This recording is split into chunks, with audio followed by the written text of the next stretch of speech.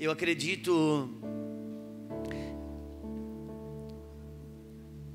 um homem chamado Caleb, quando ele estava em Canaã, ele fala o seguinte, que ele queria o pedaço de chão dele, o pedaço de terra dele. Ele estava reivindicando com Josué, porque ele disse o seguinte: quando eu entrei nessa terra eu tinha 40 anos, e agora eu tenho 80, e com o mesmo vigor e a mesma vontade que eu tinha 40, eu tenho agora. Agora você imagina que Caleb, ele já era a geração que Deus não matou no deserto. Todos sabem que Deus deixou que morresse toda a geração do deserto. A outra geração que entrou. Então que entrou não foi só uma nova geração, mas uma geração nova. Porque se Caleb, que era da geração antiga e foi introduzido, entrou com 40 anos, a nova geração entrou com 20, 25. Quem entrou em Canaã foi uma geração nova, uma geração de jovens.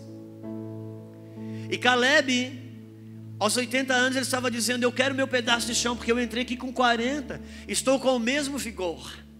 Então ali o Senhor me falou que a tomada da terra de Canaã é dada com uma geração nova, conectada com uma geração que não envelhece. Uma geração renovada, que não envelhece, se conectada com uma geração nova, é que tem poder para entrar em Canaã. Por isso nós temos buscado dar as mãos com Abel, com a Sara, dentro dessa perspectiva, vivendo as dimensões de Deus para uma família. E numa primeira dimensão nós somos pais de filhos, ou de filhos no nosso caso. Mas numa outra dimensão nós somos irmãos em Cristo, entendendo que todos somos filhos de Deus. Numa outra dimensão, nossa casa é a noiva apaixonada por Cristo. Numa outra dimensão, nós somos soldados arregimentados pelo Senhor para esse tempo de guerra. Numa outra dimensão, a nossa casa é um portal de glória sobre a face da terra. Famílias que vivem as dimensões de Deus. E nós temos buscado sentar, é um tempo que a gente tem sentado, conversado muito, procurado atualizar-se com o relógio de Deus. A Bíblia fala que no mover debaixo do Espírito de Deus, os jovens, eles terão visões, e os velhos terão sonhos. Só que dentro de uma visão pentecostal, jovem ter visão é o jovem fechar o olho e ver um candelabro, uma botija de azeite, pó de ouro e coisas desse tipo. E velho ter sonho é o cara velho dormir e ter um sonho da parte de Deus. Isso é verdade, mas isso não é a plenitude dessa palavra. Quando a Bíblia fala que debaixo do poder do Espírito de Deus, os jovens terão visão e velhos terão sonhos, está falando de uma geração que vai andar na contramão das coisas naturais. Por quê? Porque velho, uma coisa que velho não faz mais é sonhar, não é verdade? Sonhar sobre o futuro, projetar alguma coisa, muito pelo contrário. Ainda mais quem tem a cultura da aposentadoria. A aposentadoria chegou, o cara pode ter 40 anos de idade e pronto, para ele agora, ele nem pensa mais no dia de amanhã. Não é natural de o velho pensar no futuro, não é natural do velho projetar, ele não sonha mais. Quando a Bíblia fala que debaixo do mover do Espírito os velhos terão sonhos, é porque velhos já nos seus últimos dias de vida, últimos meses de vida, eles ainda estão sonhando sobre o futuro, porque eles entendem que eles fazem parte de um Deus geracional, e o que eles sonham para o futuro, eles estão atualizados com o futuro. Numa linha natural, o jovem, ele não tem uma visão sobre o dia de amanhã, ele vive o dia de hoje. Numa linha natural, o jovem não tem visão da vida, ele pensa hoje, viver hoje. Mas debaixo do mover do Espírito, o que a Bíblia está dizendo é que o jovem, mesmo na tenra idade, ele tem uma visão sobre o dia de amanhã, ele está projetado com as promessas de Deus, se alinha hoje com o que vai acontecer e já está preparado para o dia do futuro. Debaixo de um mover do Espírito, jovens vão ter visão sobre o dia de amanhã, para se organizar hoje. E velhos terão sonhos. Quando a gente fala de José, sabe, quando a gente fala de José, todo pregador que vai pregar sobre sonhos, qual é a pessoa escolhida na Bíblia? José. E a ênfase, vai pegar outro, meu filho. E a ênfase está onde?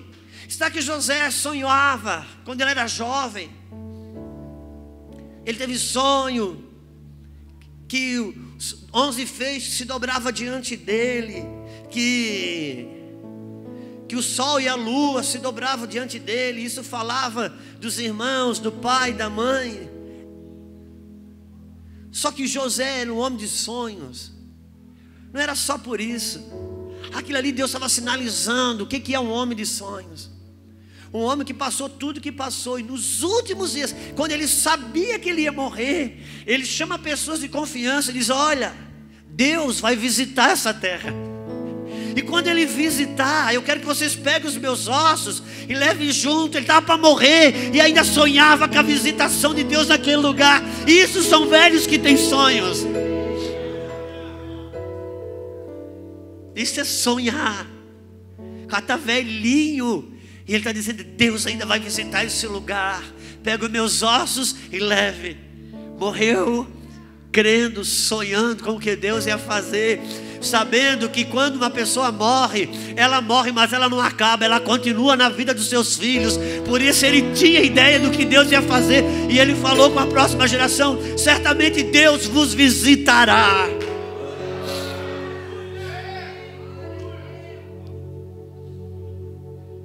E quando Deus visitou aquele povo, Deus atendeu um sonho de um homem que já não estava mais na terra.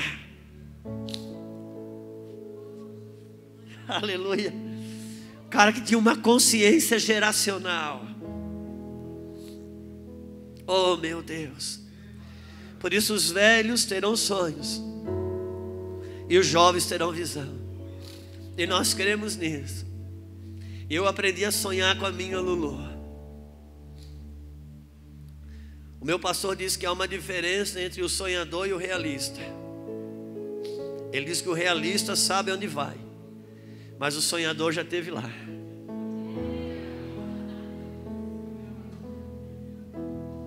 Eu venho de uma família de comerciante.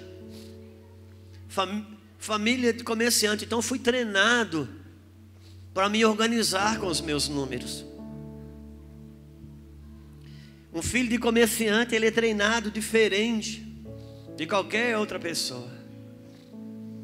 Uma pessoa, quando vê um pássaro bonito, colorido, pousar num lugar assim, ele admira, ele diz: ah, que pássaro colorido, lindo. Não é comum ver um pássaro desse assim. Um filho de comerciante, se ele vê um pássaro lindo, colorido, pousar em algum lugar, ele diz: uau, que pássaro. Pode ser caro um pássaro desse. Quanto é que não custa, livre assim, sozinho? Ele já está pensando quanto é que não custava um pássaro daquele na mão dele. Ele é treinado para fazer as finanças dele organizar, dar tudo certo. Só que eu casei com uma mulher sonhadora. Eu chegava em casa, eu dizia assim: meu Deus, cada vez que chegava em casa, muitas vezes chegava em casa e me Luciano, esse carro nosso não dá mais, está velho demais. Está difícil esse carro. E ela disse: amor, vai ver um. Vai na loja, vai lá dar uma olhada. Eu disse: lá ver o que, Luciano? Você vai pagar?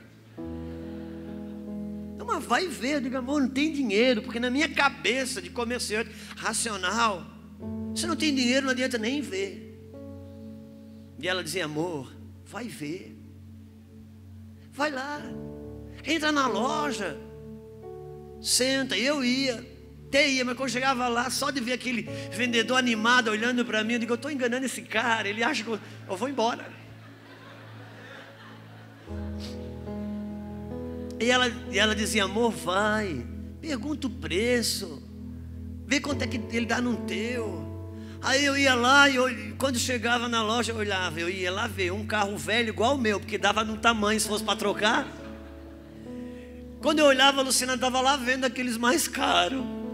Eu digo: amor, volta para a casinha, vem cá. Eu chegava em casa e dizia, amor, vai, olha, não faz mal que não tem dinheiro. Abre as suas possibilidades, faz aquilo te atrair, sonha com aquilo. É difícil para a gente entender que a gente não tem dinheiro, mas tem um pai rico.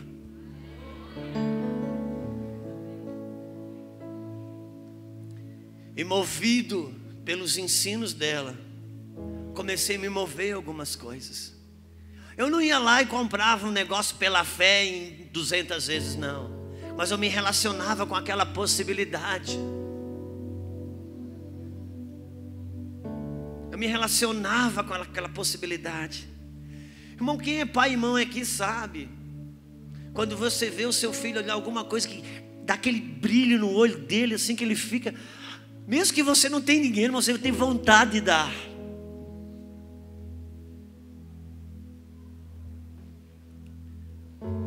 Sonhar abre uma atmosfera de fé. Porque você toca naquilo que o natural não pode dar. Aí Deus disse, opa, falou comigo. Oh Deus, nós te damos graças, Senhor.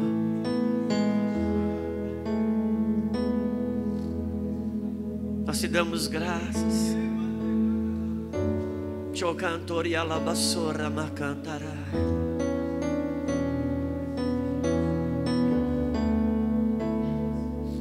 Que ambiente.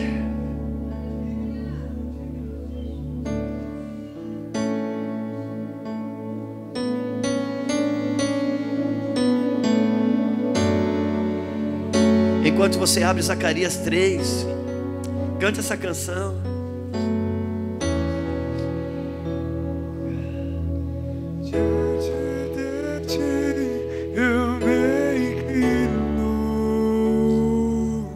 Sim, Senhor. Senhor, tu és digno, eternamente digno, impressionante, digno, diante de ti eu me inclino.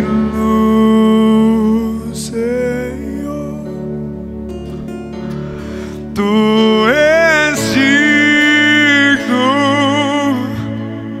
eternamente tu és digno, Deus, impressionante, digno, diante de ti eu me inclino. Zacarias 3. É interessante algumas coisas que Deus tem nos comunicado, mas como Ele atualiza algumas coisas.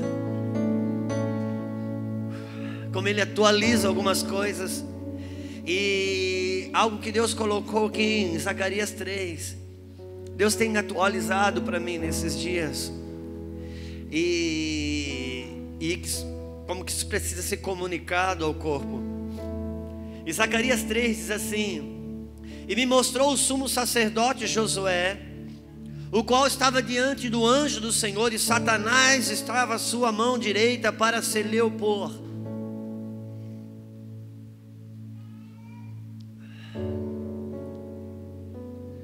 Sabe de uma coisa? Eu creio que a maioria de nós aqui sabemos que um dia o povo de Deus,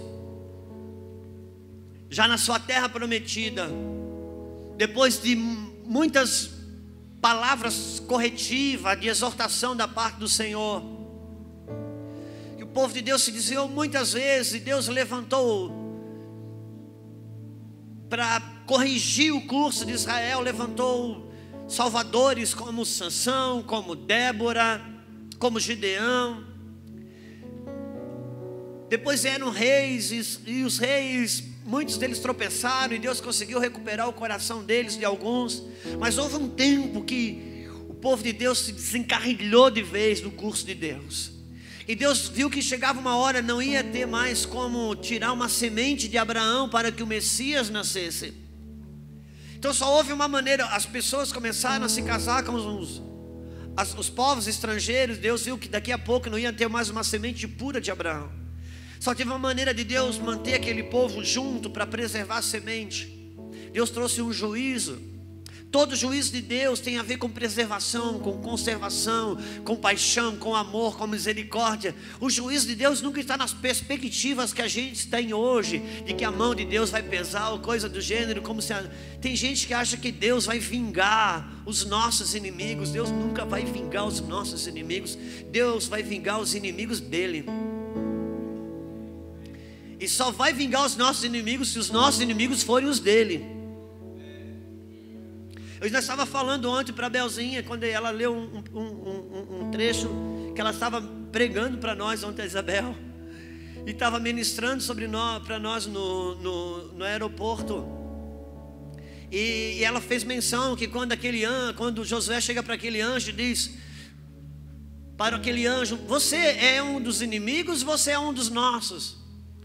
E o anjo disse: não, vírgula, mas eu venho em nome do Senhor dos Exércitos. O anjo estava dizendo: não, eu não sou do lado dos teus inimigos e não tampouco dos teus lados. Eu sou do lado do Senhor. Só vou ser do lado dos teus inimigos se você está com o Senhor. Ele diz: não, eu venho em nome do Senhor dos Exércitos. Eu não estou nem do lado de um homem nem de outro homem. Eu estou do lado do Senhor, e se você estiver do lado do Senhor, então tudo que é a favor dele e contra dele será a favor seu e contra você.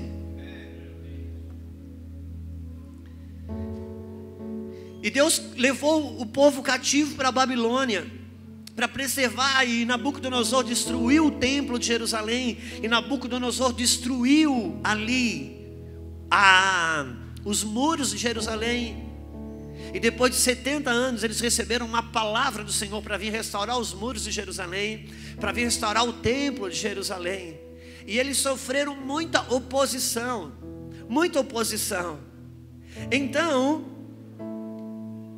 e nessa jornada de restaurar Jerusalém, de restaurar os muros de Jerusalém, 2 profetas tiveram uma ação efetiva na condução da orientação espiritual da reconstrução do templo e desses muros, que foi o profeta Ageu e o profeta Zacarias. Por isso que o profeta Ageu escreveu: a glória da segunda casa será maior do que a primeira, porque ele estava se referindo à reconstrução do templo do Senhor.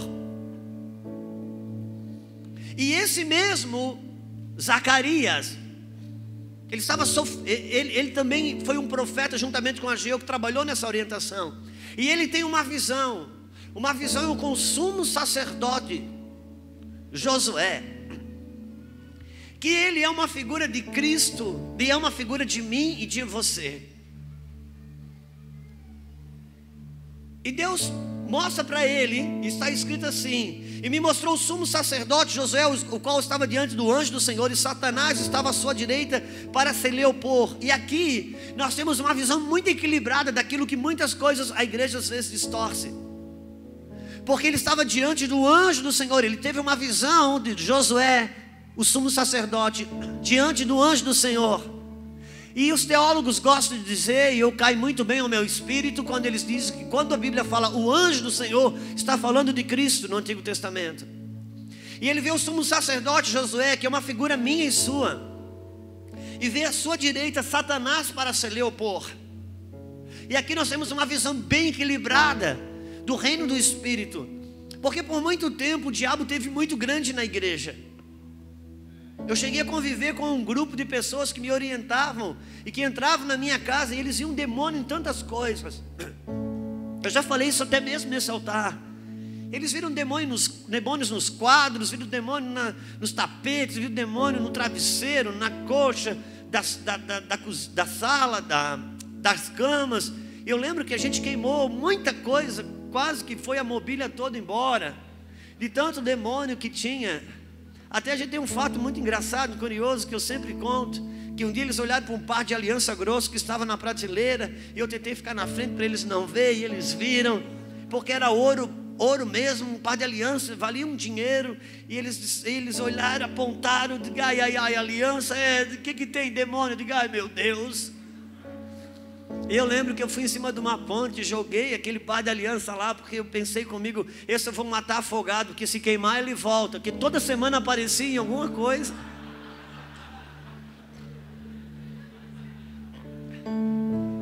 E eu lembro que o demônio ficava grande, sabe? Depois chegou a Neuza Tioca para dar uma ajudada nisso, aí o negócio ficou enorme. E até que, só que aquelas coisas nos amedrontavam, mas não nos protegiam contra as tentações. E elas não estavam erradas nas suas orientações, na sua percepção de ver. Elas estavam erradas na sua maneira de aplicar aquilo. Por quê? Porque se um sangue de galinha derramado no centro de macumba, ele pode falir uma empresa, pode destruir um casamento, o que o sangue do Cordeiro sobre nós não poderá nos fazer?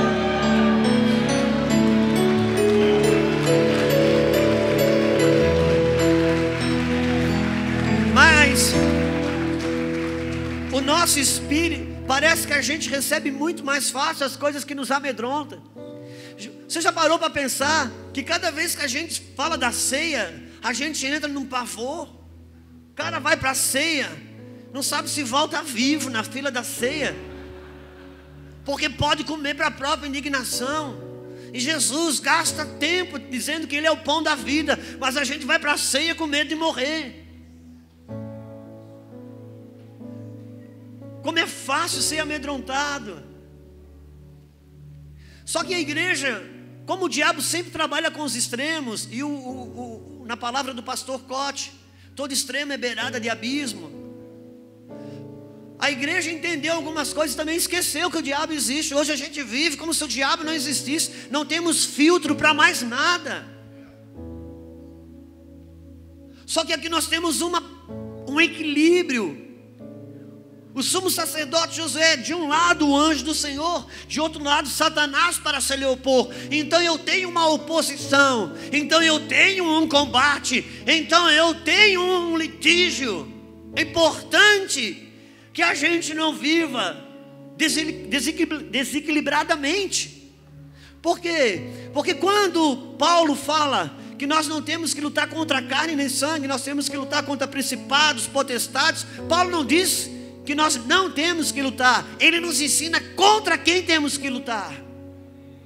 Amém? Contra quem? Por quê? Porque a luta há e ela existe, e aí está. Efésios tem uma coisa fantástica em Efésios. No capítulo 1, primeiro capítulo, ele vai dizer que nós estamos com Cristo assentado, abençoado com todas as bênçãos espirituais, assentado com Cristo nas regiões celestiais. O último capítulo vai dizer que nós não temos que lutar contra carne e sangue, mas contra os poderes da maldade. Aonde? Nas regiões celestiais. Uau, então tem um vizinho ali. Eu não estou sozinho nesse lugar. Por quê? Porque as regiões celestiais é uma faixa de Gaza, um lugar de combate, aonde você estabelece tomada de territórios.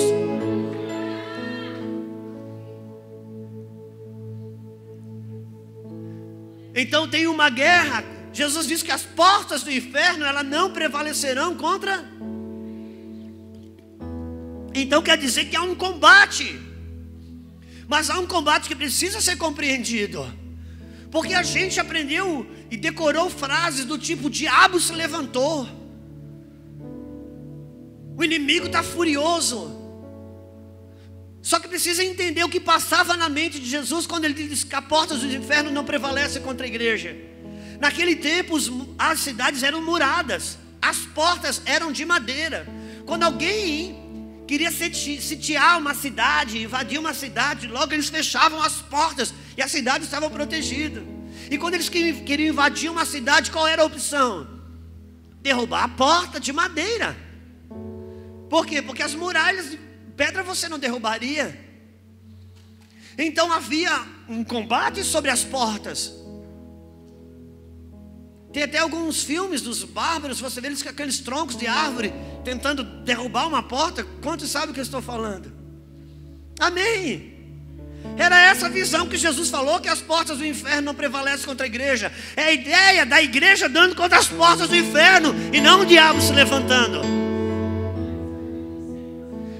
Por isso que eu preciso entender essa oposição. Por quê? Porque quando as coisas se transformam em céu de bronze, quando as coisas se transformam escura, difícil, você não sente Deus, você não sente o Espírito, você não sente um toque do Senhor, parece que a fé está sendo arrancada. Não é que você está recuando, muito pelo contrário, você está colidido contra as portas do inferno. Essa não é hora de recuar, é hora de avançar, porque uma hora rompe. Uma hora rompe. Por isso que Paulo, na cadeia, ele fala que nós precisamos do escudo da fé para apagar os dardos inflamados do maligno. Porque Paulo tinha essa perspectiva. Quando eles queriam invadir uma cidade, eles tinham que dar contra as portas. Só que eles não podiam vir bater contra as portas, porque enquanto eles faziam isso, em cima existia não só o atalaia, mas vários flecheiros que ficavam flechando e matavam os inimigos enquanto eles tentavam arrombar a porta. Então eles tinham uma estratégia. Os inimigos de longe embebedavam algo inflamável na ponta das flechas, colocavam fogo, e eles soltavam várias flechas aos mesmos tempos, para dar contra aquela porta de madeira, a fim de queimar a porta. E uma vez a porta queimada, eles invadiam de uma vez só, e não ficavam sujeitos às flechadas de quem estava em cima dos muros. Por isso eles não só tinham flecheiros, mas eles também tinham talhas d'água, que eles enchiam de água e derramavam para apagar as flechas que acertavam a porta. E Paulo está falando sobre isso. Tem o escudo da fé, porque a sua mente é as portas de entrada desta casa. E quando o inimigo lança dardos inflamáveis, você com o escudo da fé apaga os dardos inflamados do maligno. Porque há um combate aqui. Porque nós estamos no período de guerra, nós estamos em batalha. E aqui tem um equilíbrio, tem uma oposição do inferno. Mas para que eu prossiga, eu tenho uma palavra que ele já dá o final dessa história. As portas do inferno, elas não prevalecerão contra a igreja.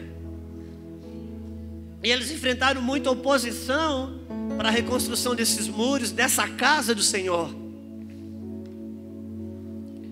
E ele vai dizer assim: mas o Senhor disse a Satanás, o Senhor te repreende, ó Satanás. Sim, o Senhor que escolheu Jerusalém te repreende. Não é este um tição tirado do fogo? Ora, Josué, vestido de vestes sujas, estava diante do anjo. Então falando o anjo ordenou aos que estavam diante dele, ou seja, os outros anjos, dizendo: tirai-lhe esses vestidos sujos. E a ele lhe disse: eis que tenho feito com que passe de ti tua iniquidade, e te vestirei de vestes novas. É preciso entender, irmãos, por favor, a gente precisa entender que esse livro é um livro espiritual, para pessoas espirituais. De uma vez por toda, a gente precisa assumir a condição de que a Bíblia está falando comigo. Jesus disse: para outros eu falo em parábolas, mas para vocês que são discípulos, vos é dado saber os mistérios do reino. Então isso aqui pode ser uma coisa que está em parábolas para os outros, mas para nós nos foi dado compreender os mistérios do reino.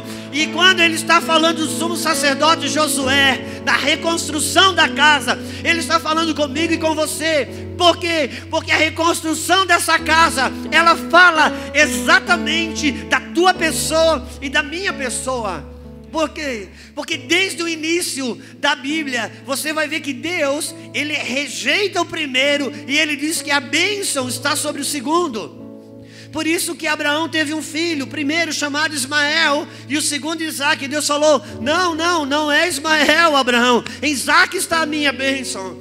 E esse Isaque tem uma esposa chamada Rebeca, que ela é o maior símbolo da igreja do Antigo Testamento, tanto que ela vive aquele momento que ela casa exatamente com Isaque, que foi o homem cujo o pai dele ia sacrificar ele representou claramente o cordeiro. E como que ele arrumou uma esposa chamada Rebeca? O seu pai mandou um moço, como se na figura do Espírito Santo, pegar uma esposa, que é a figura da igreja, para trazer com Isaac, que é a figura do noivo. É a maior simbologia. E essa Rebeca, ela engravida desse nome chamado Isaac. E ela está com um barulho, uma mexida no ventre, que ela fica muito incomodada com aquilo. E ela entra no seu quarto e ela bate uma ultrassom celestial. E Deus fala: você está grávida de gêmeos. Há 2 homens aí. E o primeiro vai servir ao mais moço. O mais velho vai servir ao mais moço. Como que o mais velho vai servir ao mais moço? Se ela sabia que o primogênito é que tinha direito sobre. Porque ela está dizendo: o primeiro, não Esaú, mas em Jacó está a bênção. E depois, esse mesmo Jacó, que recebeu a bênção do Senhor, ele tem um filho ilustre chamado José. E José tem 2 filhos. E José chama o seu pai Jacó para abençoar os netos. E na hora de ele abençoar, ele coloca a mão direita sobre o mais moço e a mão esquerda sobre o mais velho. E José tenta dizer: pai, você já está velhinho, não sabe o que está fazendo, você colocou a mão errada. E Jacó disse: não deixe assim, meu filho, porque Deus estava confirmando que o primeiro está rejeitado e ele está abençoando o segundo. E a geração desse José no Egito um dia recebe libertação, e a primeira geração não pode entrar em Canaã, a segunda é que entra. E quando eles estão em Canaã, eles constroem um templo para o Senhor, que Davi levanta os recursos, Salomão constrói, Nabucodonosor destrói, que é uma figura de Satanás. Mas agora tem uma reconstrução, e Deus diz: a glória dessa segunda casa é maior do que a primeira. Porque todo o tempo Deus está falando que essa casa aqui, que nasceu do ventre da minha mãe, nasceu em Adão. Mas uma segunda casa, quando recebeu a Cristo, essa segunda casa, a glória dela será maior do que a primeira. Está falando de Adão, está falando de Cristo. E tal qual a reconstrução dessa casa, ela não veio sem oposição. Assim, dessa forma é que a reconstrução dessa casa também não vem sobre oposição. E eu preciso entender que está falando de mim e de você. Você é uma casa em reconstrução, que nasceu em Adão, que foi rejeitado, mas que em Cristo Jesus é aceito. E Deus começa uma reconstrução. E a oposição nessa reconstrução, eu preciso entender que quando o diabo se levanta contra as minhas finanças, não é as finanças que ele quer. Quando ele levanta-se contra o meu casamento, não é o meu casamento que ele quer. Quando ele se levanta contra os meus filhos, não é os meus filhos que ele quer. Quando ele se levanta contra o ministério, não é o ministério que ele quer. Tudo que ele levanta-se contra é para paralisar a reconstrução que começou nessa casa. Por isso que quando me falta o dinheiro, eu não venço o diabo quando eu faço o empréstimo. Eu venço o diabo quando eu continuo confiando que ele é o provedor dessa casa. Porque essa casa está em reconstrução. Porque a glória da segunda casa não se compara. Porque quando a primeira casa foi consagrada ao Senhor, Salomão fez uma dedicação e disse: ó Deus, peço-te hoje que o Senhor ponha os seus olhos sobre essa casa. E quando aqui nesse lugar fizer oração, quando aqui nesse lugar ouvir um clamor, então tu olhas do céu, Senhor, e atenda o clamor dessa casa. A salvação para o mundo está enquanto que dessa casa sai a oração e o clamor. E se ele paralisar a obra dessa casa, ele paralisa o clamor. Por isso a obra de restauração não tem a ver com quanto que eu cresço lá ou acolá, mas com quanto que eu posso permanecer e crescer aqui. Porque eu sou a casa. É disso que está falando. Quantos estão comigo? Você é uma casa em reconstrução. Meu Deus, não é fácil. Por quê? Porque quem já fez uma reforma na casa, morando dentro dela, sabe que não é fácil. Quem sabe o que eu estou dizendo? Meu Deus, uma casa em reconstrução. Se você tem uma casa em reconstrução e você tem uma pessoa morando dentro dela, como a minha Lulu, não é fácil.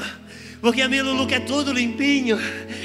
E quando nós reconstruímos a nossa casa, fazíamos uma reforma nela, ela fazia faxina o dia todo. Porque casa em reforma, não importa o quanto que você limpa, ela sempre parece estar suja. Quer saber se uma casa está em reforma? É uma casa que quanto mais se limpa, mais sente a necessidade de ser limpo. Essa casa está em reforma.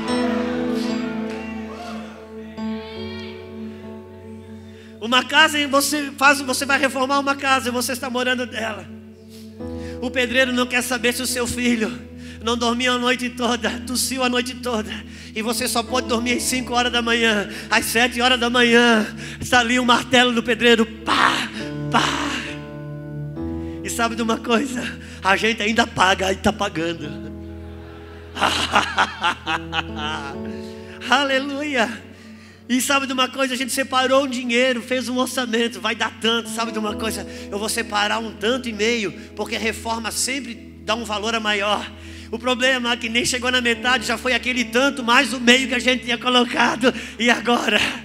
Meu Deus, aí a gente fica numa coisa terrivelmente. Quem nunca se sentiu assim? A gente fica terrível, porque parece que não tem mais recurso para continuar, mas não dá para ficar com aquela parede daquele jeito, não tem como voltar, você é obrigado a ir. E agora a casa vai ter que continuar a reconstrução, mesmo que você não acredite que tenha recursos, porque a própria reconstrução exige que você vá adiante. Mas por que você continua e ainda paga? Porque um dia antes de começar a reforma, você sentou numa cadeira, pegou uma folha de papel sulfite e você desenhou exatamente como você gostaria que ela ficasse.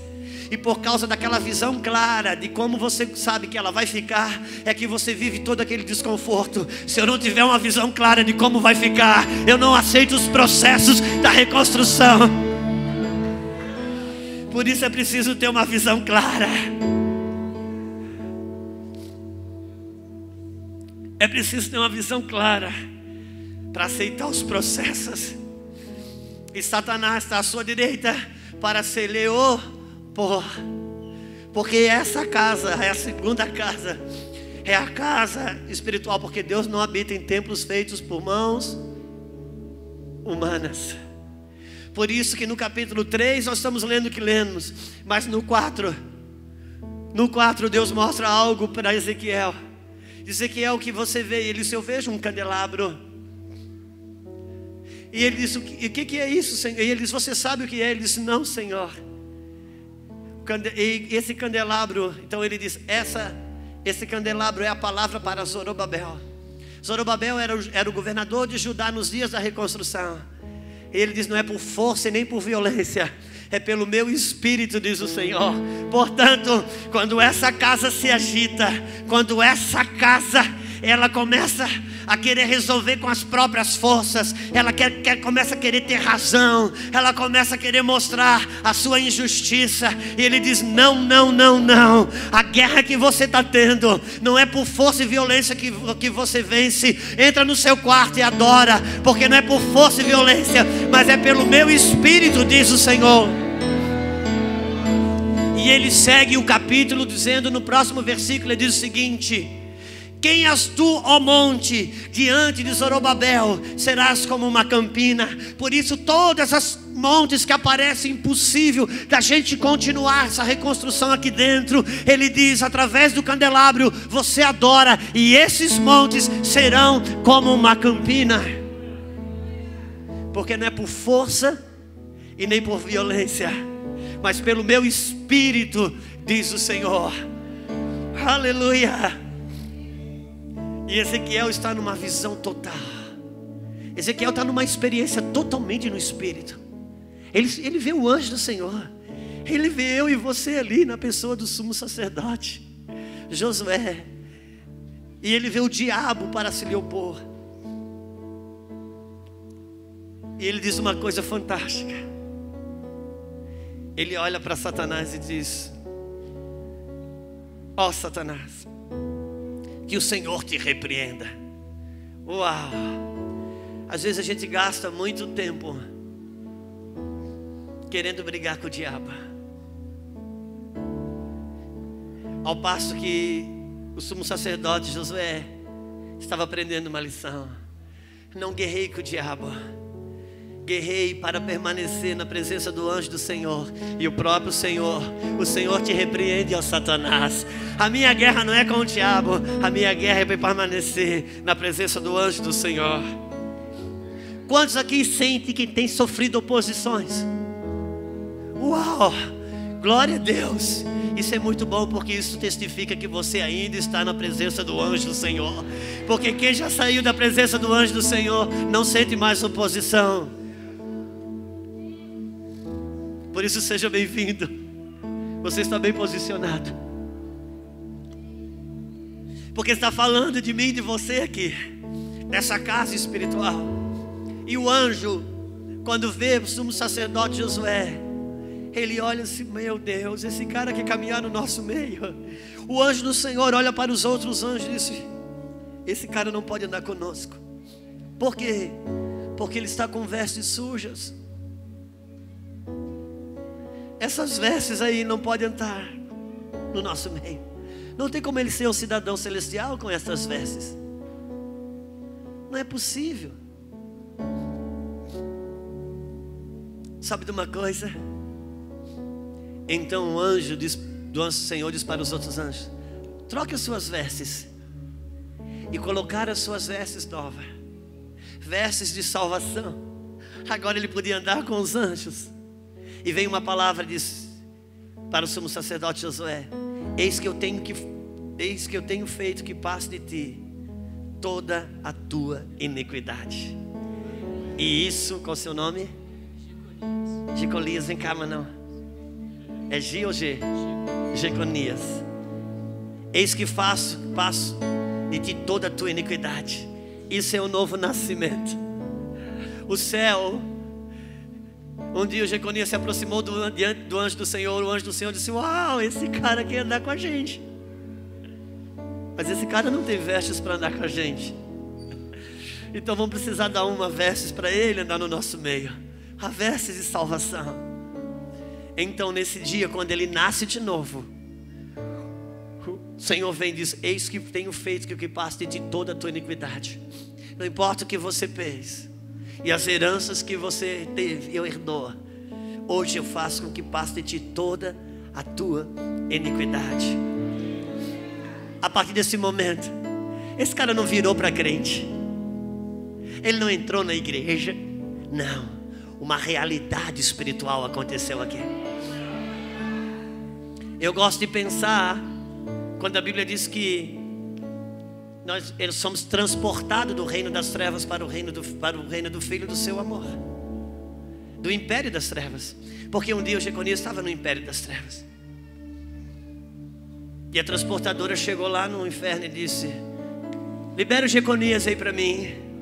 E o diabo disse: não, Jeconias tem uma dívida aqui que ele não consegue pagar, por isso ele é nosso.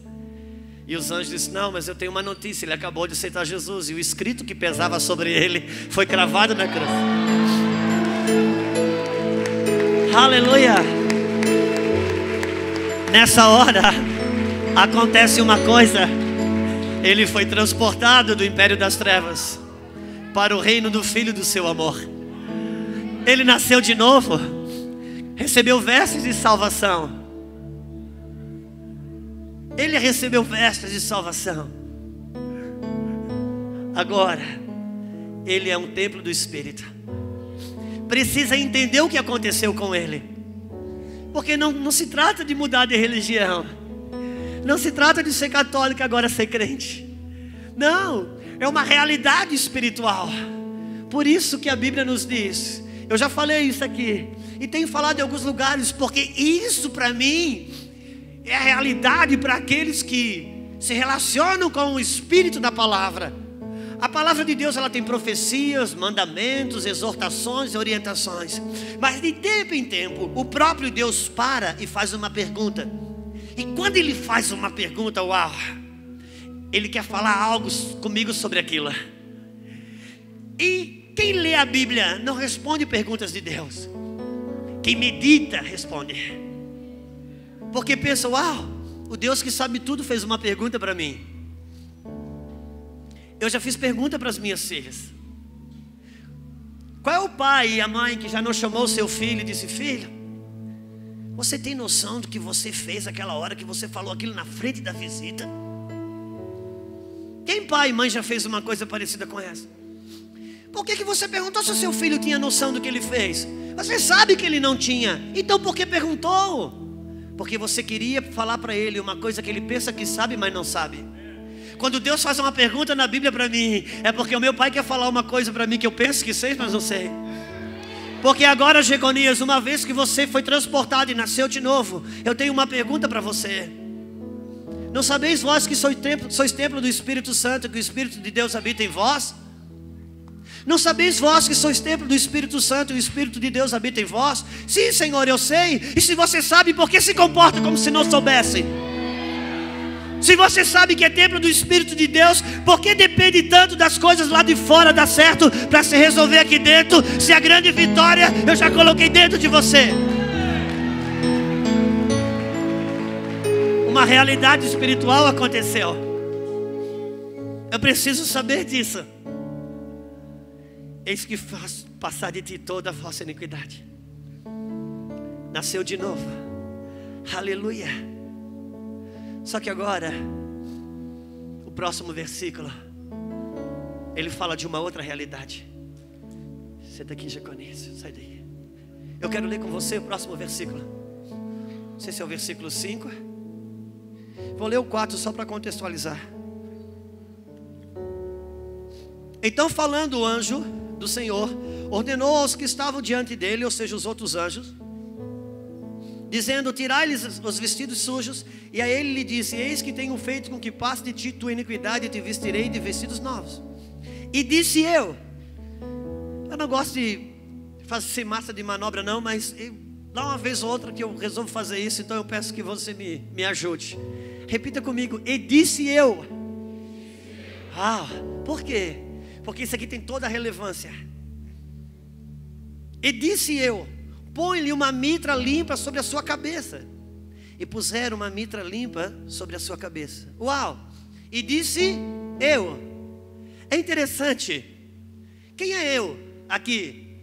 O profeta Ezequiel. Porque é o profeta Ezequiel que está escrevendo. E ele disse: volta lá. Versículo anterior. Por gentileza, está aqui. Também disse eu.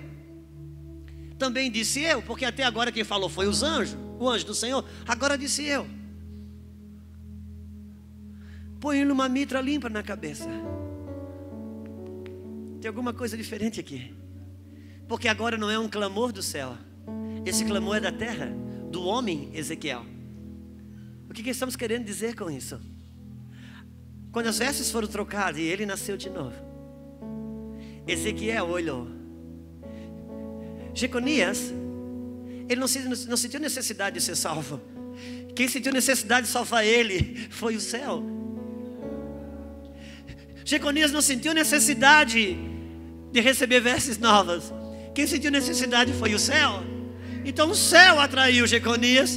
O céu providenciou as vestes novas. Por quê? Porque pela graça sois salvos. Isso não vem de vós, para que alguém vos glorie.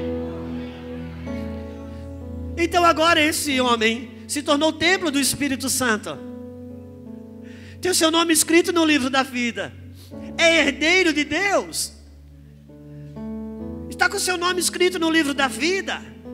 Vai ressuscitar dentre os mortos se Jesus não voltar. Porque recebeu vestes de salvação. Uau! Deus mudou a história da eternidade e do presente dele. Ele agora é casa de Deus, templo do Espírito. É cidadão celestial, é conectado com o céu.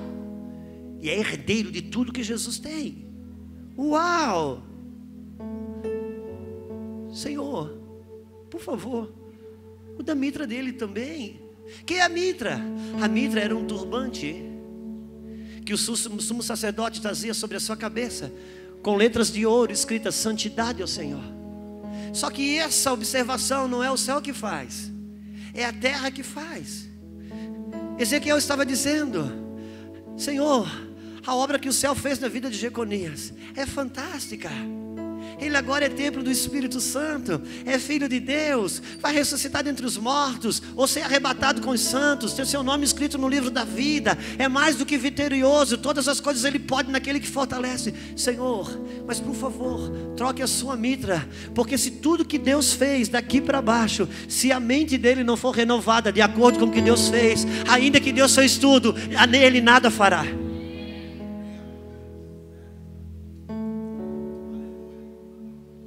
Ezequiel diz: é preciso mudar a mente, porque o coração já nasceu de novo. É preciso renovar a sua mente. Só que esse não é um clamor do céu, esse é um clamor da terra. A salvação chegou a você como um clamor do céu. Agora transformar-se a sua mente para tomar posse daquilo que você tem por herança. Aí o quanto que você clama e sente necessidade de mudar, o céu providencia. Porque o anjo não disse: ok, Ezequiel, se você quer, pegue aqui a mitra, troque. Não, o céu trocou a mitra, mas o clamor não foi do céu, o clamor foi da terra. Que anos, Jeconias, você... Eu vou falar de mim.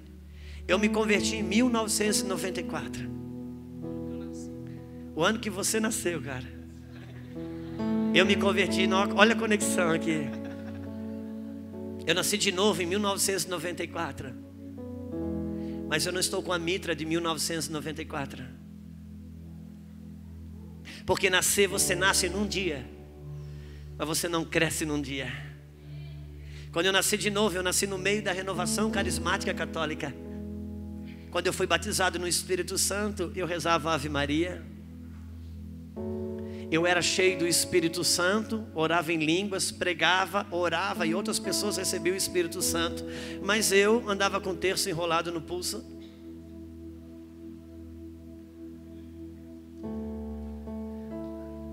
Só que havia um clamor dentro de mim. E o Senhor mudou a minha mitra. Diz: cara, essas coisas, por favor, não associe com o novo nascimento, porque elas não têm a ver. Eu vim até você porque eu senti a necessidade de você ser salvo. Isso aqui não está no pacote. Você já percebeu que a pessoa sai da Assembleia de Deus, você vai evangelizar alguém que está desviado, que nasceu na Assembleia de Deus. Ele não diz que está desviado de Jesus, ele diz que está desviado da Assembleia. Eu sou desviado da Assembleia. Eu digo: ok, mas de Jesus você desviou quando? E se o evangelismo dá certo, que ele volta para Jesus, ele volta correndo para casa e joga as calças jeans fora, e pega a calça social, e pega a roupa social. Por quê? Porque ele está associado àquilo com Deus. Então não endemonize tanto que um católico acredite em Maria. Só está associado com aquilo que ele aprendeu. Mas por que é tanto demônio na vida de um católico que acredita na intercessão de Maria, e não há nenhum demônio na vida do crente tradicional que não acredita no Espírito Santo?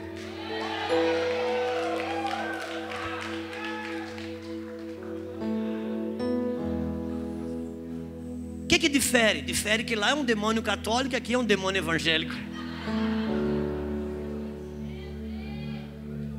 O que difere? Difere que nasceu de novo, mas a mitra não foi trocada e não está sendo renovada.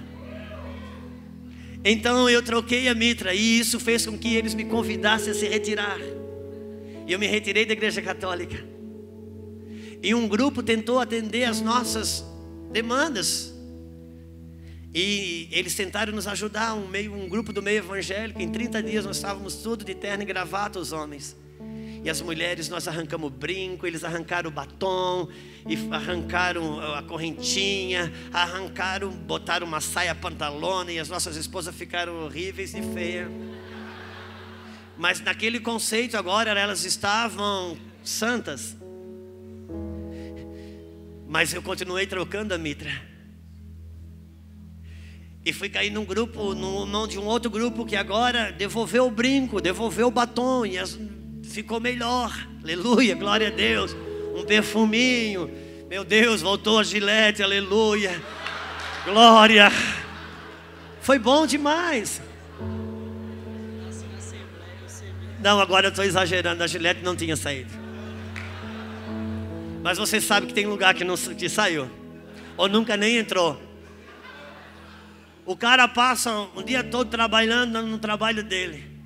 Trabalha uma mulher do lado direito com os produtos da Mary Kay. Da mulher do lado esquerdo com os cremes da Avon, cheiroso. O cara volta para casa e tem que deitar com a versão feminina do Tony Ramos. Isso em nome de Deus. Isso em nome da Bíblia. E a gente precisa rir disso, pra gente não enlouquecer. Porque tem verdade que é tão trágica que para suportar a gente tem que fazer piada. Não é assim que a gente faz com a corrupção brasileira? Mas precisamos trocar as mitras, renovar. Eu gosto de assistir Fórmula 1, agora não assisto mais, mas eu gostava muito. As corridas dias de chuva, ou eles têm várias viseiras. Chega uma hora que aquela viseira pode asfalto e freada, ele plá, aperta, plá, só sai aquela viseira da frente, ele está com a outra. Daqui a pouco começa a amassar e plá, sai aquela. Renovação de mente. Por isso que estou trabalhando para me conectar com essa geração nova. Porque quem renova a mente não envelhece. Ainda que o exterior se corrompa, o interior se renova dia a dia. Aleluia. Transformai-vos pela renovação da vossa mente. É fácil você, agora entenda, é transformai-vos. É selfie, amigo. Quem se transforma para de usar lanterna e passa a usar um espelho. Porque eu me transformando pela renovação da minha mente. E é fácil saber quem parou de renovar a mente. Quem não renova a mente não se transforma, quer transformar o outro. Transformai-vos pela renovação da vossa mente. Uau! Preciso trocar a mitra. Para quê? Eu preciso tornar compatível tudo que o Senhor fez com a minha mente e com os meus pensamentos. Quantos estão comigo? É preciso renovar a mente. Aqui, quando Deus trocou as vestes, Deus fez de Jeconias um provedor. Mas se a mente continua de pedinte, uau! Ainda que o céu tenha feito uma obra tão grande. Por quê? Porque a Bíblia diz que se o herdeiro é menino, ele nada difere do escravo, ainda que seja senhor de tudo. Uau! Fica um pouquinho. Qual é o seu nome? Fabrício. Vamos imaginar que o Fabrício, ele é escravo do rei. E ele é um homem adulto. Mas Jeconias é o filho do rei, mas é uma criança. Sabe, o rei, ele tem vários carros. Vários carros importados. E isso tudo, Jeconias é dono, porque ele é herdeiro disso tudo. Mas Jeconias, ele não pode dirigir esses carros, porque ele é criança. Já o escravo do rei é adulto, mas também não pode dirigir esses carros, porque é escravo, não é filho. O rei tem uma conta bancária fantástica, muitos cartões de crédito. Jeconias não pode usar, ainda que seja senhor disso tudo, herdeiro, dono, porque é criança. Já o escravo é adulto, mas não pode fazer uso disso, porque é escravo, não é filho. De maneira que ainda que o herdeiro, enquanto o herdeiro é menino, ele nada difere do ímpio, ainda que seja senhor de tudo. Então não vai para, se é criança, vai para a igreja fazer campanha para receber coisas que já são dele por herança. E o pai não pode dar. Por que não pode dar?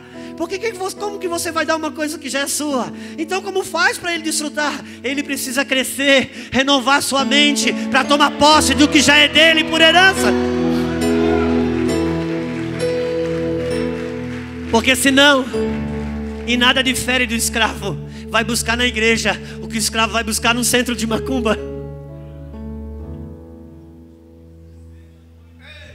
É preciso renovar a mente.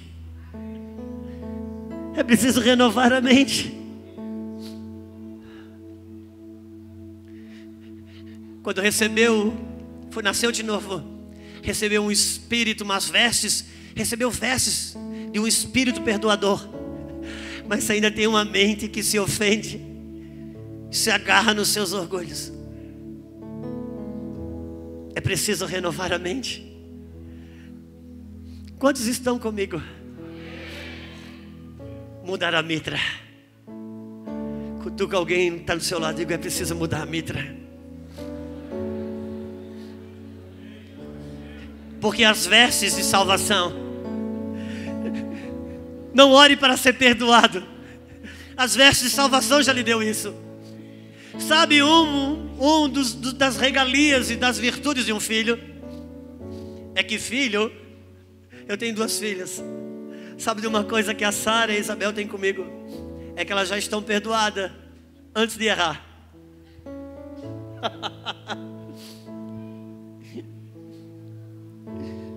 Se alguém que não é filho meu errar comigo, pode até não ter o meu perdão, mas as minhas filhas jamais não terão meu perdão. Só que se alguém errar comigo e não for meu filho, não tem disciplina e correção. Aqui, ainda que nunca faltará perdão, também nunca faltará disciplina e correção. Aleluia! É preciso renovar a mente. O que o céu já fez, já fez. Não lute para ser perdoado, não lute para ser salvo, porque você nasce num ato, mas crescer não.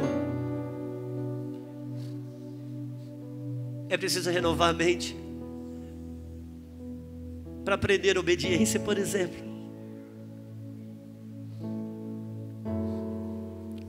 Tem jovens aqui nesse ambiente. Esses jovens estão debaixo de um espírito ideológico infectado, intrínseco, contaminado no ambiente dessa geração, aonde arrancaram a correção do amor. Se alguém corrige, não ama. Tanto que se um pai ou uma mãe der uma chinelada num filho hoje, é capaz de ir preso, mas se matar no ventre, está tudo bem. Deixa eu dizer algo para você. Não separe a correção do amor, porque a correção é algo intrínseco do amor, porque escrito está que Deus corrige todo aquele que ama e tem por filho. E vai mais longe: se estáis sem correção, já não sois filhos, sois bastardo. Então diga para o Senhor: pega eu, mas eu não quero ficar de fora. Não retire a correção do amor. Não espiritualize a rebeldia. Não ande debaixo de medo. Não ande debaixo de domínio legalista. Mas não perca o espírito da submissão. Eu não estou falando de você ser bobinho. Eu não estou falando de você ser bobinha. Eu não estou falando de você negar a sua inteligência. Porque na Bíblia, no reino do Espírito de Deus, ser manso não é bonzinho. Ser manso é alguém que se submete aos processos de Deus. E você não aprende obediência sem sofrimento. Por quê? Porque está escrito em Hebreus que ele, mesmo sendo filho, aprendeu obediência por aquilo que sofreu. Não existe aprendizado de obediência sem sofrimento. Aleluia! Que foi outra coisa que tiraram aqui. Tiraram dos dias atuais, arrancaram a tristeza, o sofrimento que demanda da obediência. Por isso que se eu começar no meu coração me interessar por uma outra mulher, e aquilo se tornar uma luta muito grande dentro de mim, eu procuro o psicólogo, e o psicólogo vai dizer: ok, mas você está preso nos seus dogmas, nos seus sofismas. Você já experimentou ser livre disso? Quem disse que você não pode dar vazão aos seus sentimentos?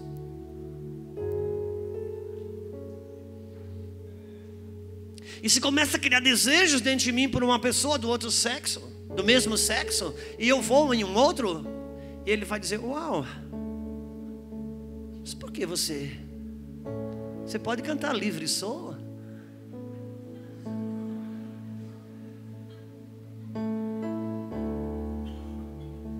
Então eu dou vazão ao sentimento para ir com uma pessoa do mesmo sexo, e amanhã vou dar vazão para um sentimento com uma pessoa que não seja minha esposa. Eu espero que amanhã não tenha nenhum sentimento para tocar e abusar do bebezinho, desse homem, dessa mulher que ensina a dar vazão aos sentimentos.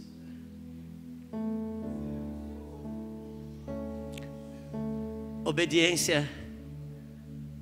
Tristeza é um elemento da obediência. Deixa eu dizer algo para você. A Bíblia diz que a alegria do Senhor é a nossa. Uau! Logo, a nossa força, a alegria do Senhor é a nossa força. Então a nossa força é a alegria de quem?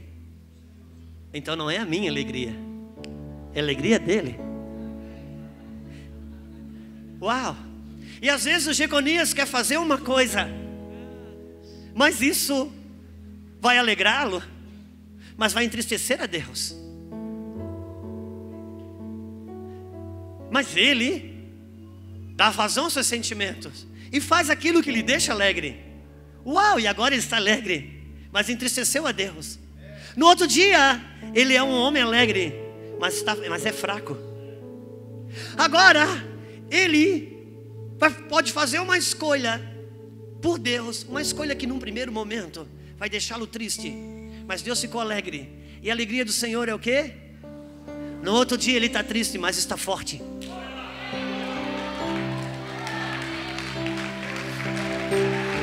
Aleluia!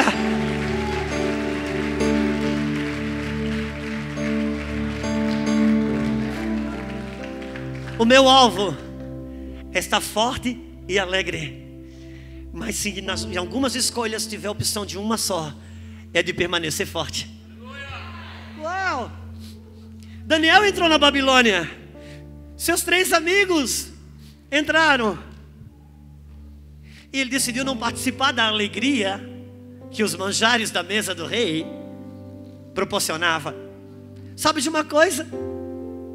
Durante aquele dia, dias após dias, Daniel olhava. Eu imagino que aqueles 3 discípulos de Daniel chegaram em alguns momentos e disseram: Daniel, os nossos irmãos judeus que foram selecionados igual a gente, comem e bebem da mesa do rei. Uau! E não acontece nada de errado com eles. Quando vem um desconto na folha de pagamento para eles, vem para nós também.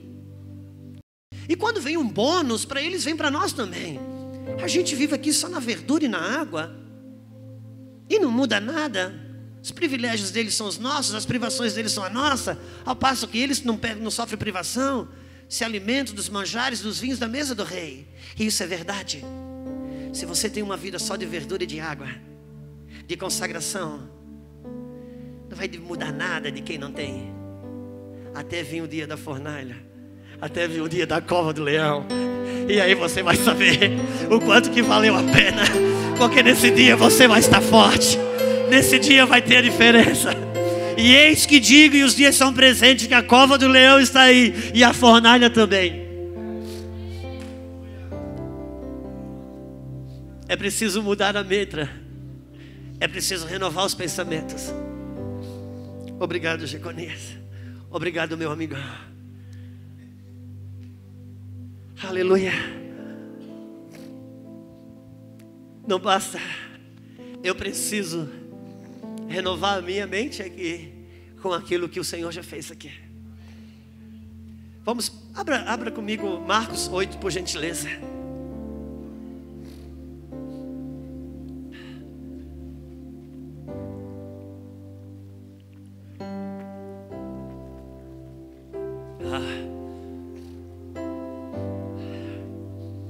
Eita, soltar pipa com vento é tão bom, né, gente? Tem lugar que não tem vento nenhum, Douglas. Meu Deus. Gente, eu lembro quando era criança, eu ia soltar pipa. Tinha dia que tinha tanto vento que a gente soltava a pipa do lado de dentro da casa, na janela. Soltava assim, a bichinha ia. Aquele dia sem vento, a pipa só voa enquanto você está correndo. Oh, meu Deus. Quando você solta, ela cai em cima do fio. Como é bom soltar pipa no lugar que tem vento. Oh Espírito.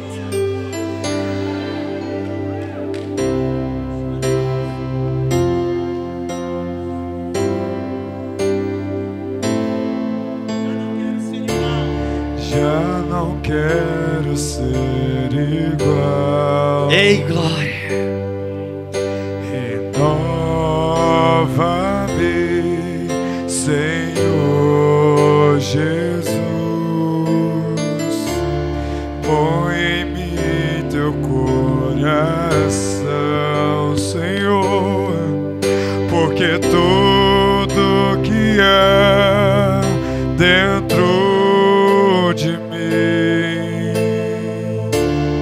necessita ser mudado, Senhor, porque tudo que há dentro do meu coração necessita mais de ti, porque tudo que há dentro de mim necessita ser mudado, Senhor, porque tudo que há dentro do meu coração necessita mais de ti. Marcos 8. Para a gente não prolongar-se tanto, eu gostaria de ler só o subtítulo do Marcos 8. Isso não é uma coisa dos escritos canônicos, homens que tentaram ajudar colocaram. Está escrito: segundo a multiplicação dos pães. Amém? Então Jesus multiplicou os pães aqui. No versículo 10 diz assim: entrando logo no barco com os seus discípulos, foi para as partes de Dalmanuta. E saíram os fariseus e começaram a disputar entre eles, pedindo um sinal do céu. E os fariseus pedem um sinal do céu. Versículo 13. E deixando-os, tornou a entrar no barco e foi para outra banda. E eles, os discípulos, se esqueceram de levar o pão. E no barco não tinham consigo senão o pão. E ordenou-lhes dizendo, Jesus ordenou-lhes dizendo: olhai e guardai-vos do fermento dos fariseus e do fermento de Herodes. E arrazoavam os discípulos entre si, dizendo: é porque não temos pão. E Jesus, conhecendo isso, disse-lhes: por que arrazoais, porque não tendes pão? Não considerastes nem compreendestes ainda? Tendes ainda o vosso coração endurecido? Tendo olhos não vedes? Tendo ouvidos não ouvis? E não vos lembrais? E não vos lembrais? Quando eu parti os 5 pães entre os 5.000, quantos cestos cheios de pedaços levantastes? E disseram-lhe: 12. E quando parti os 7 entre os 4.000, quantas alcofas cheias de pedaços levantastes? E disseram-lhe: 7. E ele lhes disse: como não entendes ainda? Jesus multiplica os 5 pães, a segunda vez os pães. E ele entra no barco. Quando ele está saindo da multiplicação dos pães, os fariseus querem um sinal. Daí ele entra no barco só com os discípulos. Só que os discípulos esqueceram de levar pão. E Jesus disse assim: cuidado com o fermento dos fariseus. E os discípulos já olharam para o outro: uau, também não dá para errar uma. O mestre revela tudo, sabe tudo. Já está sabendo que nós esquecemos o pão, gente. Oh, mas não dá para andar com esse cara, não. Gente, o mestre está falando sobre o pão. Tá, mas você falou para ele? Não, eu não falei. Eita, o mestre não sabe tudo. E Jesus, quando escutou aquele buchiço, disse: eu não acredito que vocês estão falando sobre o pão. Eu estou falando para vocês: cuidado com o fermento dos fariseus. Eu estou tentando falar com vocês sobre coisas mais altas do reino. E vocês estão ainda vinculados a comer pão, a pedir, a suprimento, a suprir as necessidades de vocês. A mente de vocês não consegue subir um degrau. Eu estou tentando falar sobre coisas mais altas. Eu estou tentando só falar sobre o fermento de fariseu e o fermento de Herodes. Eu estou tentando mostrar para vocês sobre as questões de Herodes, sobre o que está acontecendo no mundo, para que vocês leiam o que está acontecendo na política, na economia. Eu estou tentando falar sobre a religião, o quanto que ela está influenciando numa geração. E vocês estão aqui, eu tenho que falar sempre sobre suprimento para vocês de novo. Se vai dar para pagar as contas do mês, de novo. Se vai conseguir um emprego, de novo. Se vai dar para trocar de carro, de novo. Eu tenho que falar sobre essas coisas. Será que vocês já esqueceram das vezes que eu supri? Quantos meses o caderno de vocês falou que não ia dar e deu? Quantas vezes você já teve enfermidade e foi curada? Será que ainda vocês estão sempre nessa mentalidade? Eu não consigo falar sobre algo mais alto. Tendo olho não vedes, tendo ouvido não ouvides, o coração está endurecido. Eu queria falar com vocês sobre coisas que não tratassem só das vossas necessidades, mas das necessidades do céu. Como Ana, que queria um filho, que gemia por um filho, que tinha necessidade de filho. Mas convenhamos, um dos clamores de Ana por um filho é porque ela tinha uma disputa com Penina,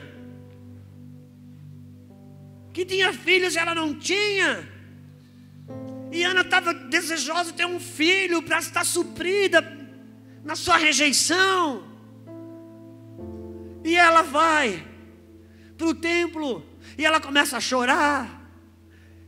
Pedir: Deus, eu quero um filho, eu preciso de um filho, eu não aguento mais. Só que Ana começa a adorar. E depois que Ana começa a adorar, ela entra num outro tipo de choro. Ela começa a chorar um choro que nunca se ouviu naquele lugar. O sacerdote Eli, que estava desviado, vem e diz: minha filha, que choro é esse? Você está bêbada. Vou repetir isso: filha, você está bêbada. Qual é a outra vez na Bíblia que confundiram pessoas com bêbado? Sacerdote desviado não reconhece esse tipo de choro, porque é choro de bêbado. Porque Ana mudou o seu choro, porque Ana começou a adorar. E quando Ana começa a adorar, ela ouve outro choro. Naqueles dias o sacerdote estava desviado. Deus queria dar um sacerdote santo. E Ana dizia: Deus, eu quero um filho, Deus, eu quero um filho. E quando ela começa a adorar, ela ouve um outro choro, um choro do céu, e um clamor do céu dizendo: Ana, eu preciso do sacerdote. Ana, eu quero dar um sacerdote. E daqui a pouco Ana já não pedia mais o filho. Ana dizia: Deus, eu estou disposta a te dar um sacerdote. Deus, eu vou te dar um sacerdote. Ela largou o seu choro, encarnou o choro do céu. Então o céu começou a se movimentar. Era o que Jesus estava dizendo. Eu queria falar com vocês coisas que vão além das demandas, das necessidades pessoais. Eu queria falar com vocês sobre as coisas que estão infeccionando essa geração. Por isso, tomai cuidado com esse tipo de fermento. Eu quero que vocês estejam nos pães asmos. Eu quero falar sobre coisas maiores.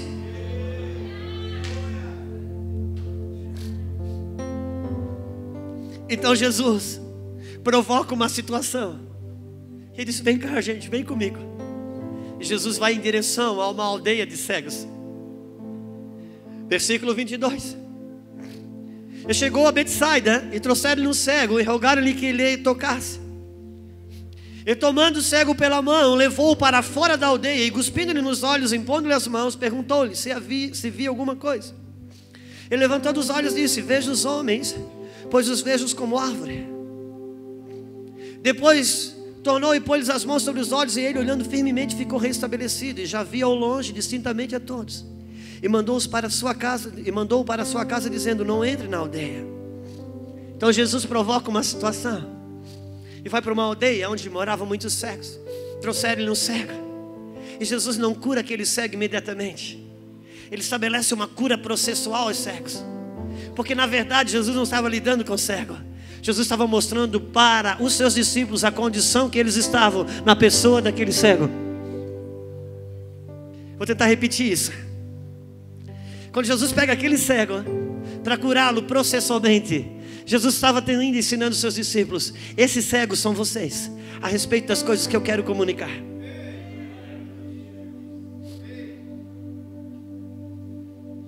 Então Jesus pega o cego pela mão e tira da aldeia.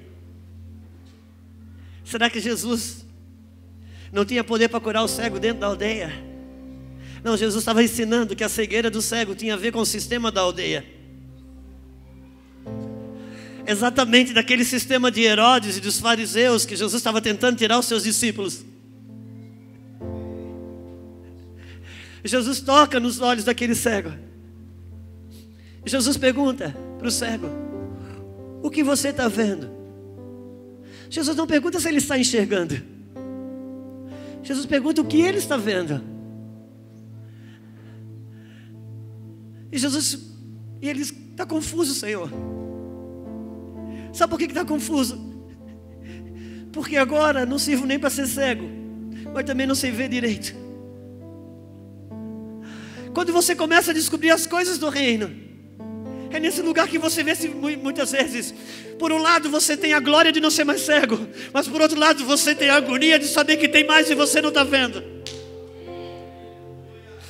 Então você é tentado nessa hora a voltar para a aldeia. Mas Jesus, quando termina de curar o cego, diz: agora você vá para sua casa, mas não volte para a aldeia. Como? Volta para casa e não voltar para a aldeia? Se ele mora dentro da aldeia. Jesus está dizendo: volta para casa, mas não volta para a vida de cego. Quando você não consegue ver direito, não recua, prossiga. Prossiga, não recua. Porque esse limbo é uma inerência de todos que começam a descobrir o reino. E de repente ele pergunta: o que você está vendo? Aí o cego começa a falar: eu estou vendo que os cegos fazem campanhas. Eu estou vendo que os cegos cobram para pregar. Eu estou vendo. Cara, para! Eu quero saber o que você está vendo. Hoje você só é melhor do que o cego. Tudo que você está vendo só serve para criticar o cego. Eu quero saber o que eu, Jesus, posso fazer com o que você está vendo. O que você está construindo com o que você está vendo. Porque só ser melhor que o cego, dos cegos ele era o melhor, mas dos que viam ele não era o melhor. Quantos estão comigo? Porque tem gente que está chamando Jesus de Yeshua e já acha que está no reino. Acha que está no reino porque agora chama Jesus de Yeshua. Ok, Jesus é o Yeshua, mas isso tudo ainda não é o reino. É preciso renovar a mitra. É preciso deixar Jesus tocar mais nos olhos. Não dá para você já ir querendo crucificar todo mundo que está na aldeia ainda. Sabe de uma coisa? Eu fico apavorado com gente. Não é apavorado, mas eu acho muito forte e lindo os testemunhos. Mas às vezes a pessoa tem 25 anos de ministério, ainda está com o microfone na mão, mostrando que levou tiro aqui, facada aqui. Ok, tudo bem. Será que depois de 25 anos de ministério, tudo que tem de glorioso, de impactante para falar foi o que o diabo fez na vida quando era ímpio? Irmão, vou dizer uma coisa para vocês: Saulo foi Saulo por pouco tempo. Ele construiu uma história como Paulo. Só ser melhor que o cego não dá não, meu irmão. A gente precisa saber se vamos crescer no que estamos vendo. Ele disse: Senhor, eu estou vendo pessoas como árvore. Está complicado. Porque volta meia, eu sou tentado a voltar para algumas coisas que eu não sou mais cego. E não me sinto encorajado por não estar vendo direito o que está pela frente.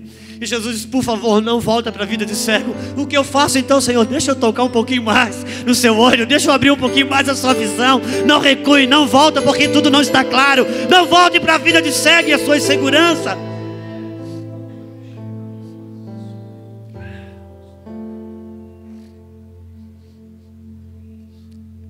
Eu estive pregando num lugar que a pessoa, que eu vi aquele lugar debaixo de uma visitação de Deus, pastor Douglas. Forte, muito forte a visitação de Deus. E um ano depois, exatamente um ano depois, quando fui voltar àquele lugar,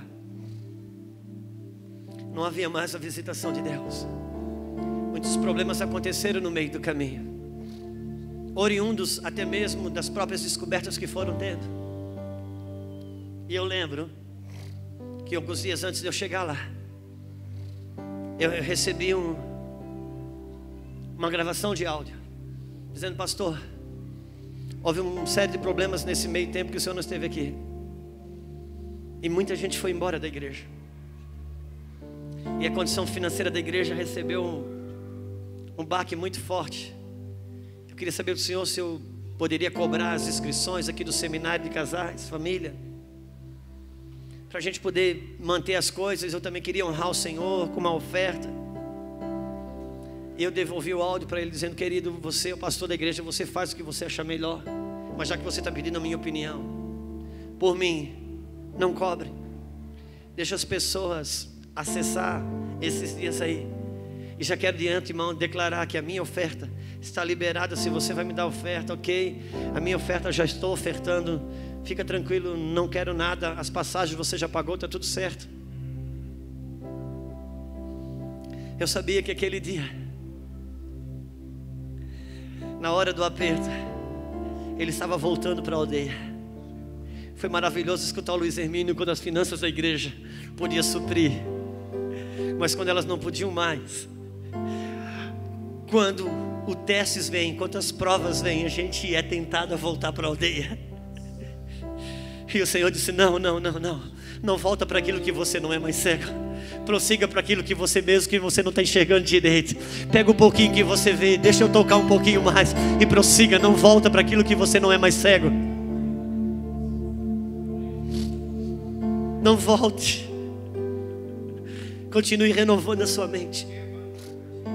Continue renovando a sua mente, porque cada vez que você rompe, uma nova jurisdição se abre, uma nova patente de autoridade se estabelece. Uau!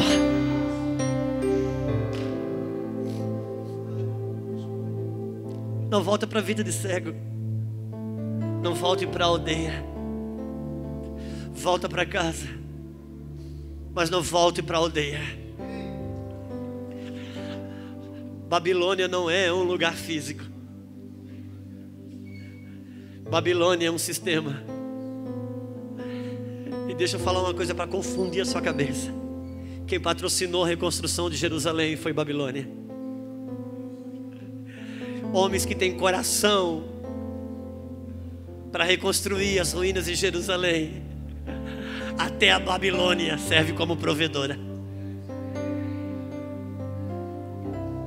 Não brigue contra a Babilônia.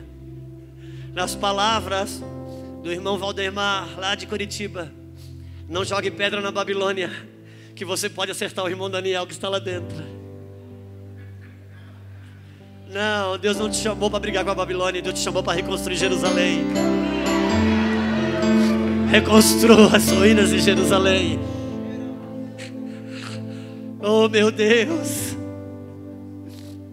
eu não quero só ser melhor que o cego, eu quero ver o que Deus está fazendo.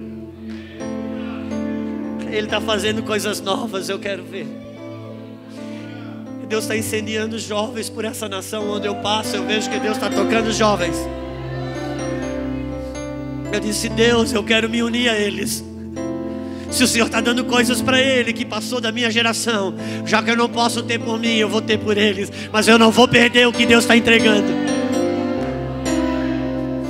Uma geração nova com uma geração que não envelhece. São as gerações que tomam Canaã.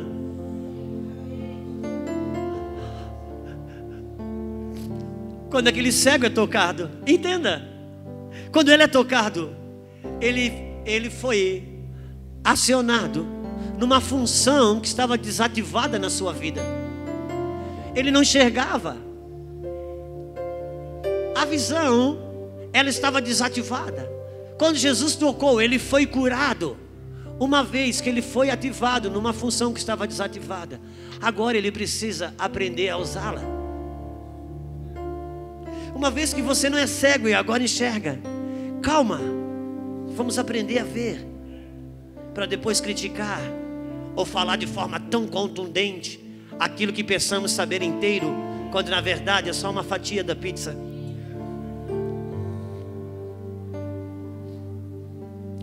Alguns homens, como as verdades, com alguns homens há poucos anos atrás, se levantaram com uma verdade tão forte.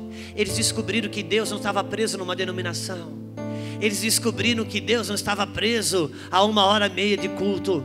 E foi tremendo isso, foi verdades profundas. Só que de vez de se levantar, se relacionar com as verdades que aprenderam, resolveram bater no templo, no culto, no pastor. Essas pessoas caminhavam em 10, 12, mas daqui a pouco, por a verdade linda que tinham, começou a se juntar mais gente. E já não era mais 10, era 20. Agora já não era mais 20, era 30.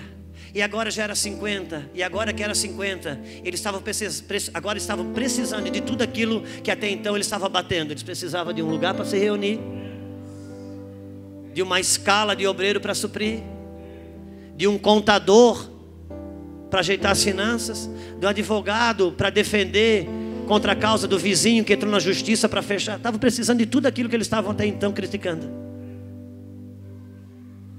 Não, vamos crescer no que estamos vendo. Não vamos bater naquilo para quem a gente não é mais cego. Não volte para a aldeia. Vamos reconstruir Jerusalém. Não é por força nem por violência, mas pelo meu espírito, diz o Senhor. A reconstrução começa aqui.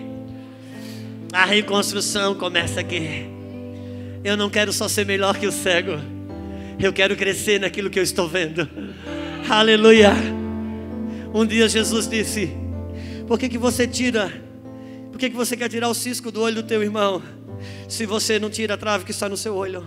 Arranca a trave que está no seu olho, e depois você pode tirar o cisco que está no olho do seu irmão. Aí disse: uau, Senhor, quer dizer que se a trave for tirada do meu olho, eu estou habilitado, então agora eu posso tirar o cisco do olho do seu irmão. E o Espírito disse: não, meu filho, é que a hora que você tirar a trave do seu olho, você não vai querer tirar o cisco do olho de mais ninguém. Por isso você está autorizado.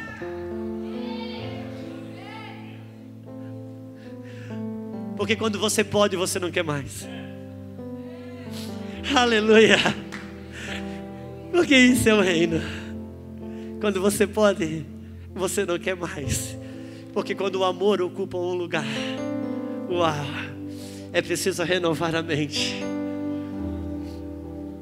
Tudo que o diabo quer é que essa geração daqui se separe dessa geração daqui. Por isso temos tido tempo de mesa, rindo junto, beijando junto, chorando junto. Irmão, uma das maiores dificuldades para mim hoje, me rotularam como um pregador de família e casamento. Não tem problema, porque é um bom rótulo. Mas eu não sou só isso. Não se prenda nos rótulos, mesmo que sejam bonitos, belos e sinônimos de elogios. Me rotularam como... Mas eu vou falar uma coisa para vocês.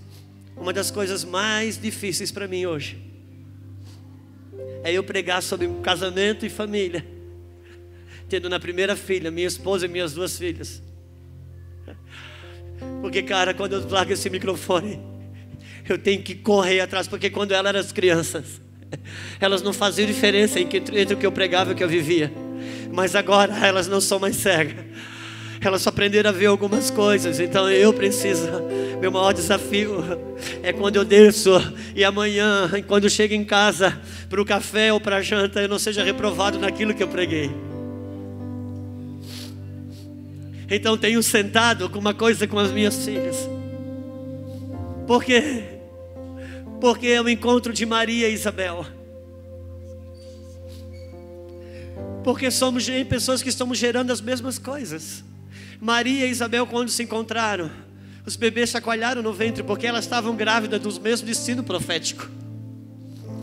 Maria foi aprender com Isabel, porque Isabel estava mais adiantada no processo. Maria estava com 3 meses de gravidez. Isabel estava com 6. Isabel era uma mulher experiente. Maria chegou na casa de Isabel e viu Isabel ganhar um filho, cortar o cordão umbilical, dar o primeiro banho, amamentar. Tudo isso Maria foi aprender com Isabel, porque Isabel estava mais adiantada no processo. Quantos entendem? Sabe o que vocês jovens estão fazendo aqui? Vocês estão ouvindo de Isabel, que está mais adiantada no processo em algumas coisas. Mas sabe qual que tinha de mais lindo no encontro das duas? Que o fato de Maria sair de casa para aprender com Isabel não significava dizer que o que tinha dentro de Maria era menor do que tinha dentro de Isabel. Muito pelo contrário. Muito pelo contrário, muito pelo contrário. O que tinha dentro de Maria era maior do que tinha dentro de Isabel. Minhas filhas estão aprendendo comigo, mas o que tem dentro delas é muito maior do que aquilo que está dentro de mim. Porque uma geração vai crescendo e a glória do Senhor vai crescendo.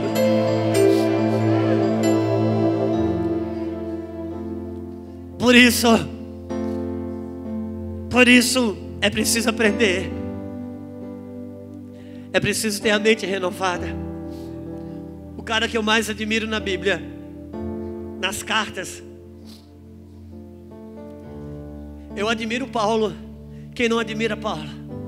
A minha admiração por Paulo não está nos milagres, mas está na capacidade dele se renovar nas coisas de Deus.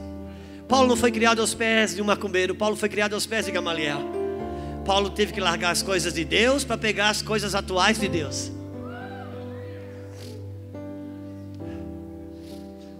Só que um homem que eu admiro é Barnabé. Uau! Você começa... Quando Paulo se converteu, nenhum crente teve coragem de chegar nele. Paulo era muito cruel enquanto Saulo. Barnabé chega... Barnabé identifica o Espírito. Senão esse cara converteu de verdade. Então Barnabé gruda em Paulo e Saulo. E Barnabé começa a discipular Saulo, que vira Paulo. Só que a medida de Paulo, no que diz respeito a evangelismo e a expansão do reino externo, era maior do que Barnabé. Por isso que você começa em Atos dos Apóstolos, Barnabé e Paulo, daqui a pouco pula Paulo e Barnabé, e Barnabé não está ofendido com isso. Barnabé reconhecia que a medida de Paulo expansiva era maior. Mas quem fez Paulo crescer foi Barnabé. Daqui a pouco tem um problema. Eles precisam fazer uma viagem missionária. E Marcos precisa ir junto. Paulo diz, Marcos não está pronto para ir. Barnabé diz, cara, leva Marcos. Ele vai aprendendo no caminho. Não, Marcos não está pronto, vai me dar problema. Aí Barnabé disse, não, então deixa Marcos comigo, Paulo. Deixa, eu gastei esse tempo com você, gasto com ele também, fica tranquilo. Lá na frente, Paulo escreve a carta dizendo, mande Marcos também, porque agora me é útil. Agora me é útil por quê? Por causa de um Barnabé que sabe fazer as pessoas crescerem além da sua própria medida.